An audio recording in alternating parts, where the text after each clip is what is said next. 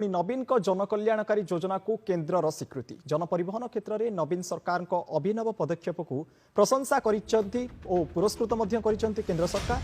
केन्द्र गृह निर्माण और नगर व्यापार मंत्रालय भुवनेश्वर को देशर सबुठारु श्रेष्ठ जनपरिवहन व्यवस्थार सहर बा city with best public transport system रो मान्यता देछि। गुजरात गांधीनगर में अनुष्ठित 3 दिनिया सप्तदश अर्बान मोबिलिटी इंडिया सम्मिलनी एवं प्रदर्शनी में ओडिशा को सम्मानित करा जायछि। ओडिशार गृह और नगर उन्नयन मंत्री राज्य सरकार पक्षरु एही पुरस्कार ग्रहण करिसेंति। परिवहन क्षेत्र में देशर अन्य शीर्ष सहर को भुवनेश्वर पछरे पकाइबा सह समग्र राज्यवासी को गर्वित करिछि।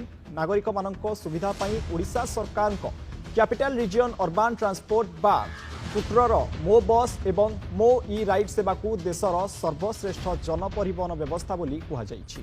6 वर्ष पूर्वे तत्कालीन नवीन सरकार मो बस एवं मो ई राइड